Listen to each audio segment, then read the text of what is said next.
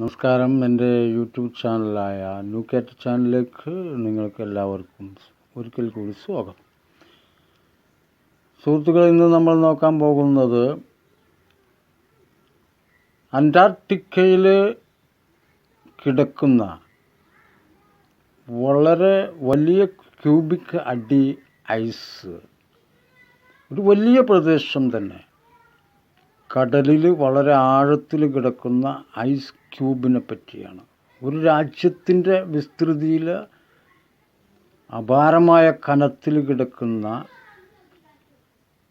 അന്റാർട്ടിക്കയിലെ മഞ്ഞുപാളികൾ ഉരുകിത്തുടങ്ങിയാൽ എന്താണ് സംഭവിക്കുക എന്ന് പഠനവിധേയമാക്കിയിട്ടുള്ളതും പഠനവിധേയമാക്കേണ്ടതുമായൊരു വിഷയമാണ് ഞാൻ പറയുന്നത്. ഇത് വളരെ കാലം മുമ്പ് തന്നെ ശാസ്ത്രജ്ഞന്മാരുടെ പഠന വിഷയമാണ്. ഒന്നുകിൽ അത് ഉരുകി തുടങ്ങിയാൽ കടലിൽ വെള്ളം വർദ്ധിക്കുകയും അല്ലെങ്കിൽ നിർത്താതെയുള്ള മഴയ്ക്ക് കാരണമാവുകയും അല്ലെങ്കിൽ പലവിധ രാജ്യങ്ങൾ മുങ്ങുവാൻ ഒരു കാരണമാവുകയും ഇതിനൊരു ഹേതുവായിത്തീരുന്ന ഈ അത്ഭുത പ്രതിഭാസം അവിടെ മറ്റ് ജീവികൾ ഇല്ലാതില്ല. ഹിമക്കരടികൾ, പെൻഗ്വിനുകൾ എന്നുള്ള അത്ഭുതകരമായ ജീവികൾ, അത് നമ്മൾ നാട്ടിൻപുറങ്ങളിലൊന്നും അല്ലെങ്കിൽ മറ്റു രാജ്യങ്ങളിലൊന്നും കാണാത്ത ജീവികൾ അവിടെ താമസമുണ്ട്. എന്തായാലും ശരി, ഇത്രയും ഘനമുള്ള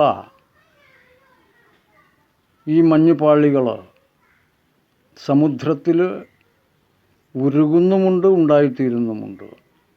എന്തിനാണ് പ്രകൃതി ഇങ്ങനെ സംരക്ഷിച്ച് നിർത്തിയിരിക്കുന്നത് എന്ന്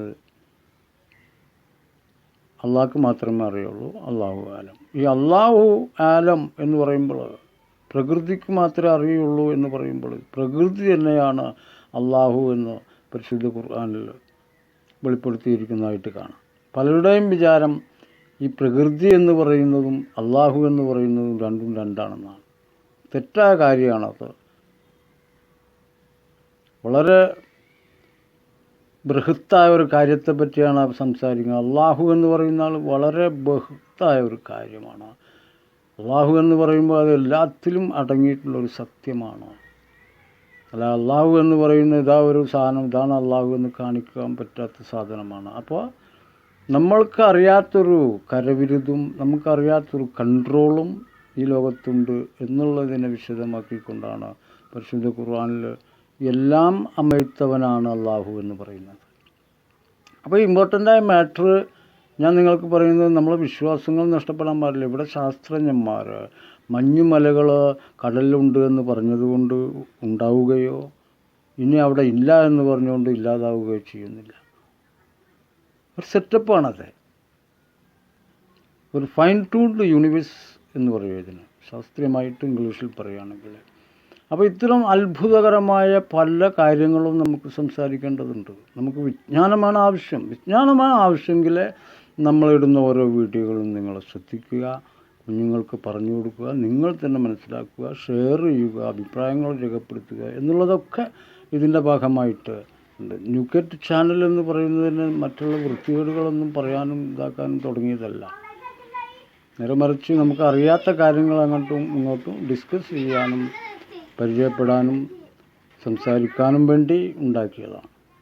അപ്പോൾ ഇത്തരം ഒരു കൊച്ചു വീഡിയോകൾ ചെയ്യുന്നത് എന്തിനാണ്, എപ്പോഴാണ്, എങ്ങനെയാണെന്ന് മനസ്സിലാക്കിക്കൊണ്ട് നമ്മളെ വീഡിയോകൾ ലൈക്ക് ചെയ്യുക, ഷെയർ ചെയ്യുക എന്നൊക്കെ പറഞ്ഞുകൊണ്ട് ഈ കൊച്ചു വീഡിയോ അവസാനിപ്പിക്കുന്നു. എല്ലാവർക്കും നന്ദി, നമസ്കാരം.